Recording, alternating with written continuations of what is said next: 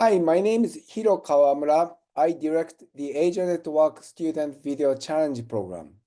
Today, I have Dr. Holly Jo, a faculty member at Moravian University in Pennsylvania, with me. She teaches political science. This year, her students won both categories of Student Video Challenge program, International Collaboration in Multimedia Production and Multimedia Research Presentation. Dr. Jo incorporated the Student Video Challenge program to her courses. By doing so, she brought new level of energy to this program, and her students responded to her call. I am very grateful. Today, I will pose 3 questions to Dr. Jo. The first question is, what were the courses you incorporated the student video project? Second question, as a non-film specialist, how did you guide your students? Number 3, when a faculty member is interested in incorporating student video challenge project into their existing courses, what should they do? So let's start with the first question. Dr. Jo, what were the courses you incorporated the student video project? Thank you, Dr. Kawamura, for the kind introduction. Let me answer the first question. So since I am an assistant professor in the Department of Political Science, each fall I teach 2 sections, A and B, of Introduction to Comparative Political Science. And this year, I wanted to do something very different, more engaging, to engage my students in learning about comparative politics beyond just traditional exams and essays. So when I learned about ASIANetwork and Student Video Challenge more in detail, I decided to integrate the SVC project into both sections of my 125 Introduction to Comparative Politics. And I did it because I found this opportunity compelling for not only because of its academic and creative dimensions, but also because it was very attractive to both domestic and international students to collaborate across borders and showcase their work to a wider audience. Thank you. The second question, as a non-film specialist, because you are a political scientist, how did you guide your students? That's a great question. It's true, I'm not a film specialist. However, today's students are already immersed in digital platforms and have basic skills in video creation through social medias or YouTube channel. So what I did was I just invited the class to brainstorm ideas together about how to make a video, which editing tool is the best and free, etc. And students ended up helping each other. Students typically identified one or more group members who were more tech savvy, and that naturally took on editing roles, while others contributed to research, scripting, or narration. So this division of labor helped build a collaborative dynamic where students taught and learned from each other. And these are the skills that are highly transferable beyond the classroom. Thank you so much. So this is the third question and the last question. Yeah. So when a faculty member, ASIANetwork institutions faculty members are interested in incorporating student video challenge project into their courses, what should they do? Right. So this will be a slightly longer answers, and my advice is threefold. First is to focus on the structure. So international collaboration requires deliberate planning on the faculty.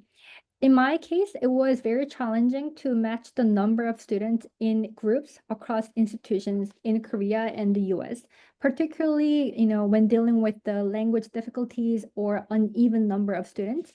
So I recommend first surveying the interest among partner faculty in Asia to assess whether they can offer a stable opportunity structure for student collaboration, such as a class.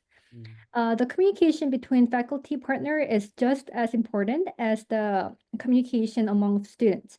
Both instructors must act as facilitators, monitoring group dynamics, preventing free riding, and keeping students accountable across time zones and linguistic divides. My second advice is institutionalization of the course. So once the structure is established, the next thing to keep in mind is that international students may not feel comfortable working in English, and for domestic students too, to work with foreign students, for example. So to support them, I made it clear that their ideas and analytical skills mattered more than linguistic perfection. And I also highlighted that tools such as Google Translate or PowerPoint's real-time translation features could help mitigate the language issues. We used shared Google Docs for each team to track their meetings, assigned responsibilities and progress, as well as submissions. So this created transparency and gave both instructors in Korea and the US oversight, helping to ensure equitable participation. So I have a brief general timeline that I followed. So between mid-September, right, we had the first kickoff Zoom meeting with all the participants and had a breakout room introductions.